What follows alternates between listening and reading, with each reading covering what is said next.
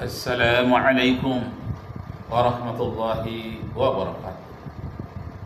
Dari orang yang tertangkap basah dalam bidang susila, dari orang yang tertangkap basah tertangkap tangan karena korupsi, dari orang yang tertangkap tangan ketika tangkap basah ketika sedang merumpi atau memfitnah orang, tahu-tahunya orangnya datang dan mendengar sekali ucapan itu.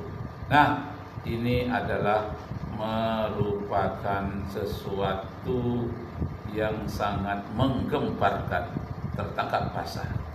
Nah, supaya kita jangan tertangkap basah itu ada rahasianya. Rahasianya 3 rahasia.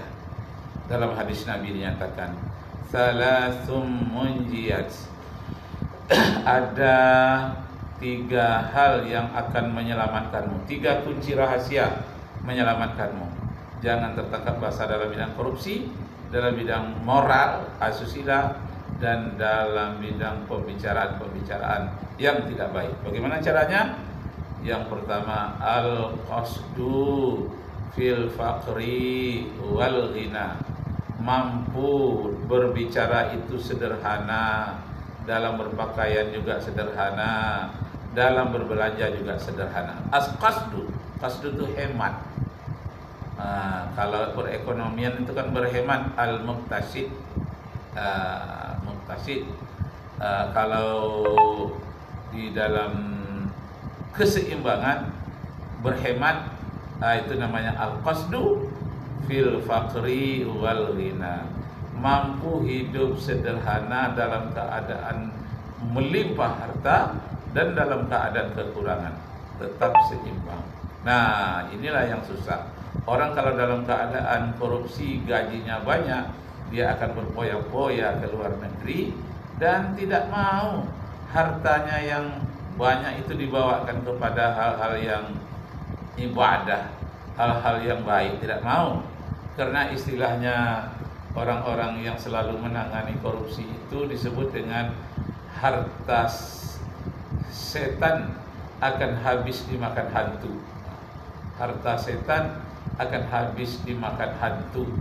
Artinya harta yang tidak didapatkan tidak cara yang baik akan dihabiskan juga melalui cara yang tidak baik. Akan hilang juga dengan cara yang tidak baik. Tidak ada berkah. Nah, pernah satu kali saya waktu menjadi guru SMA plus di salah satu provinsi di Indonesia ini, saya bertemulah dengan seorang yang kaya raya, menjadi pemborong, duitnya miliaran. Tapi ketika dia belum jadi Pemprov, saya lihat rumahnya sederhana saja. Tidak lama sudah itu dia meninggal. Sudah hampir pensiun, dia meninggal. Saya lihat rumahnya yang itu juga. Kok tidak ada perubahan? Kok tidak dengan uangnya miliaran? Kenapa ratusan miliar? Kenapa tidak jadi bagus rumahnya? Lalu kata teman, seseorang membisikkan kepada saya, itulah Pak Rakib, harta setan habis dimakan hantu.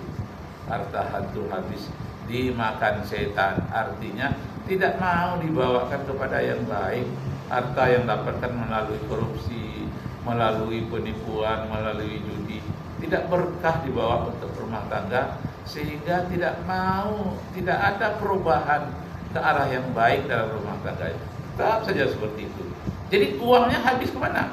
Untuk berpoya-poya, naik pesawat dari Jogja ke Batam, ke Pekanbaru, misalnya ke Bali, dari hotel mewah ke hotel mewah, habis di situ uangnya, dan tidak ada pengaruhnya kepada rumah tangganya. Tetap seperti itu, rumahnya sederhana saja, padahal gajinya miliaran. Kenapa? Tidak berkah uangnya.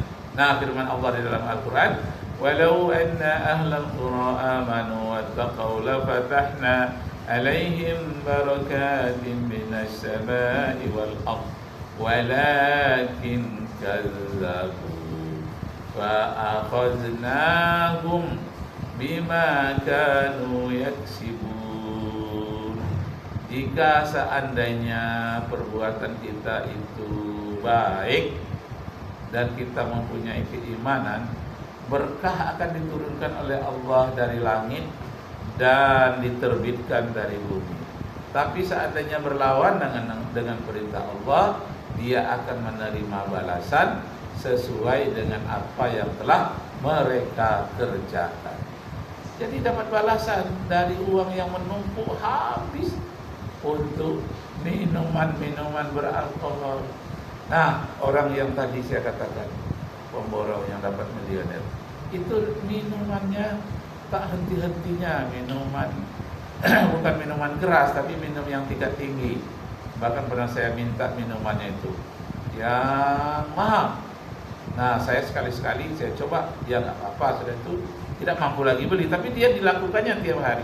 Akibat meminum minuman botol yang mahal setiap hari, timbullah penyakit. Di antaranya penyakit itu penyakit ginjal dan penyakit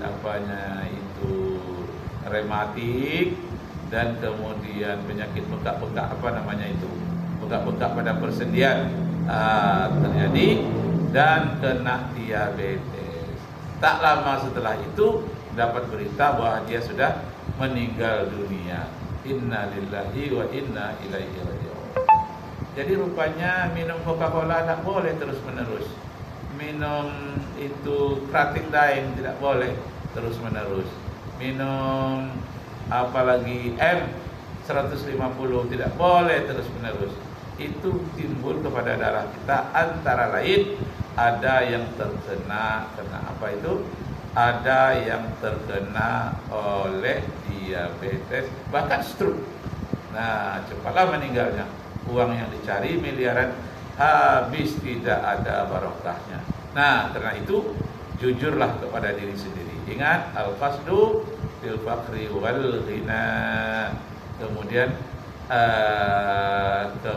harus khasiyatullahi ta'ala fi sirri wal alaniyah.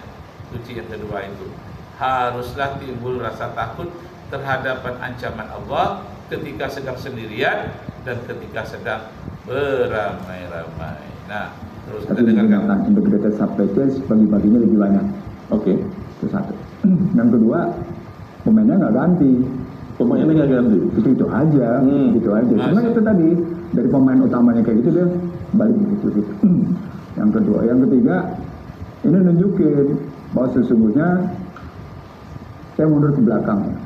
Metro ini pernah menggelar habis-habisan debat tentang energi.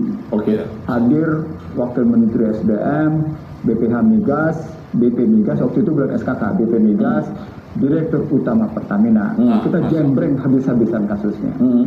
Tapi sayang dia tidak sama sekali menunjukkan satu kinerja positif. Maksudnya bongkarnya kan membongkar tentang biaya pokok produksi. Kok tidak berubah? Pokok produksi dari minyak sendiri berapa, pokok produksi dari impor berapa, kita blending menjadi berapa dengan berapa kondisinya gitu ya. Sambil dengan Masya Allah. Nah, Bapak Ibu saudara-saudara sekalian, banyak sudah nasihat walaupun terjadi pada orang lain, itu pada dasarnya, pada hakikatnya itu adalah nasihat bagi diri kita sendiri, penuh dengan nasihat. Masya Allah. Dengan sekeras-kerasnya dan dengan segala tenaga dan upaya yang bisa saya kerahkan tanpa pandang bulu. Tanpa pandang bulu. Rekan-rekan media, bahwa pada kesempatan yang baik ini Direktur Penyidikan pada Jampitsus akan merilis perkembangan penanganan perkara, dalam hal ini penyidikan perkara dugaan tindak pidana korupsi dalam tata kelola minyak mentah dan produk kilang pada Pertamina Subholding dan KKKS tahun 2018-2023. Rekan-rekan media, perlu kami sampaikan bahwa penyidik pada jajaran Jampitsus dalam perkara ini telah melakukan pemeriksaan terhadap setidaknya 96 saksi. Wah, 96 dan 2 orang ahli Dan pada hari ini ada beberapa orang yang dipanggil dan dibawa oleh penyidik dan dilakukan pemeriksaan sebagai saksi di Kejaksaan Agung. Dan dari hasil pemeriksaan terhadap beberapa orang tersebut yang dilakukan oleh penyidik, maka penyidik berketetapan menetapkan 7 orang saksi menjadi tersangka. Nah, 7 orang telah menjadi tersangka. Mungkin nanti akan berkembang lebih jauh lagi. Allahu Akbar. Allahu Akbar. Allahu Akbar. Allahu Akbar. La ilaha illallah. Allahu Akbar. Allahu Akbar. Walillahil hamd. Kembali kita lanjutkan.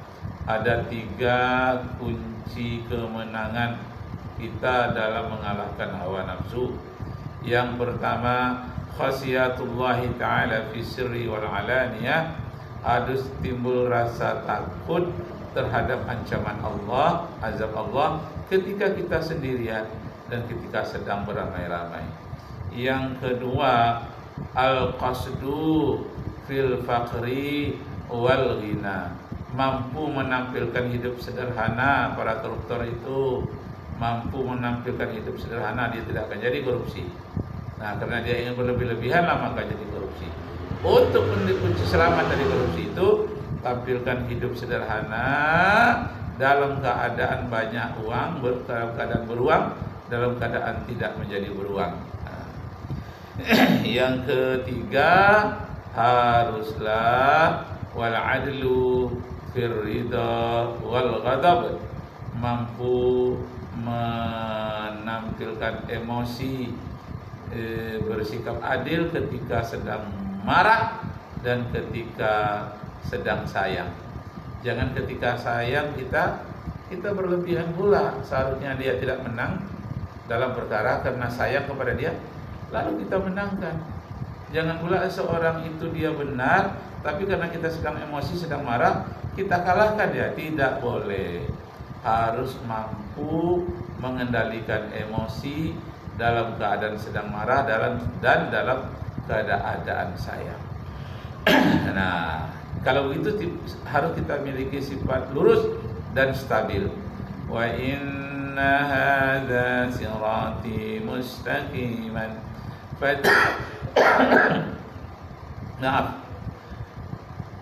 wa inna hadza sirati mustaqiman fattabi'uhu wa la tattabi'us subula fatafarraqa bikum an sabili dzalikum wassaqum bihi la'allakum tattaqun. Hendaklah kamu lurus mengikuti jalan itu, jalan Allah.